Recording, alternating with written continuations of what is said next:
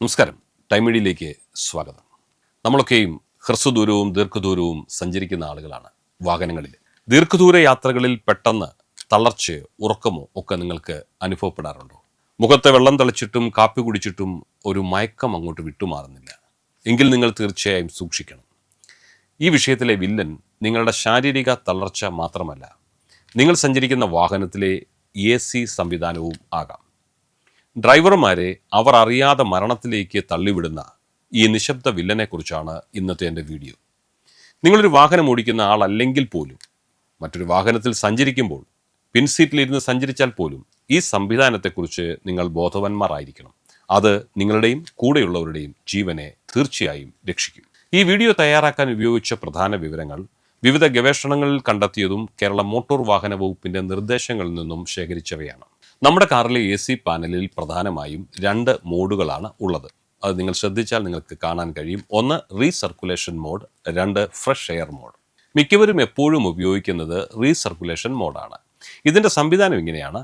ഇത് കാറിനുള്ളിലെ തന്നെ വായുവിനെ വീണ്ടും വീണ്ടും തണുപ്പിച്ച് നിങ്ങൾക്ക് വിതരണം ചെയ്യുന്നു.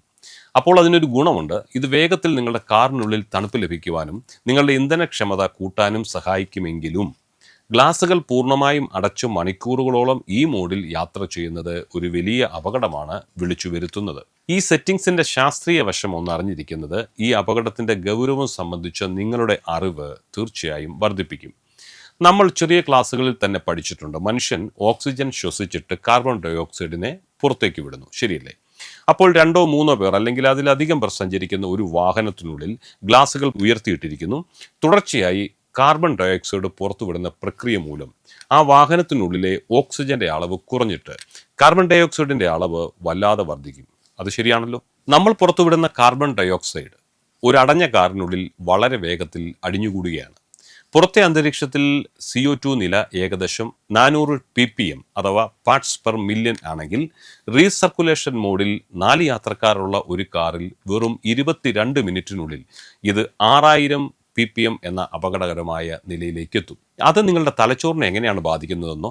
ഓക്സിജന്റെ നില 2500 ടെക്സ്റ്റ് ppm കടക്കുമ്പോൾ തന്നെ നിങ്ങളുടെ ചിന്താശേഷിയും തീരുമാനമെടുക്കാനുള്ള കഴിവും 25% മുതൽ 50% വരെ കുറയാം.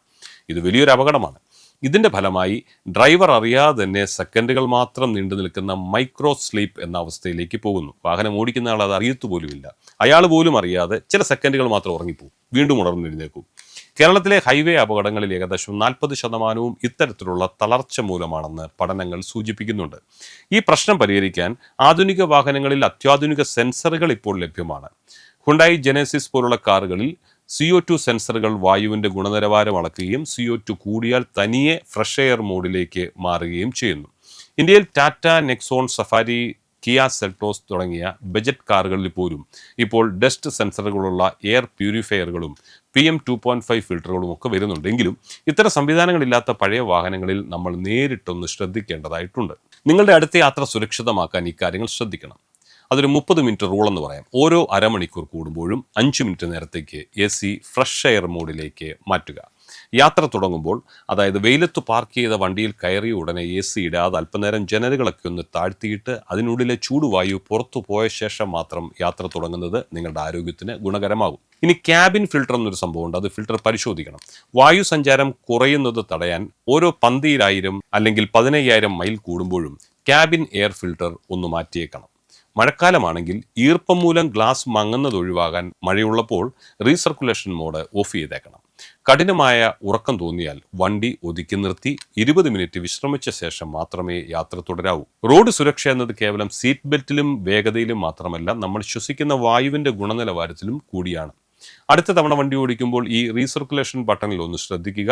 ഈ അറിവ് നിങ്ങളുടെ സുഹൃത്തുക്കൾക്കും മറ്റ് ബന്ധുക്കൾക്കുമായി ഒന്ന് പങ്കുവയ്ക്കുക. സുരക്ഷിതമായ യാത്രകൾ നേരുന്നു. കൂടുതൽ ഇൻഫർമേറ്റീവ് വീഡിയോകൾക്കായി ഈ ചാനൽ സബ്സ്ക്രൈബ് ചെയ്യുക. മറ്റൊരു പ്രധാനപ്പെട്ട വിഷയവുമായി വീണ്ടും കാണുന്നതുവരെ നിങ്ങൾക്കെല്ലാവർക്കും ഞങ്ങളുടെ നന്ദി. നമസ്കാരം.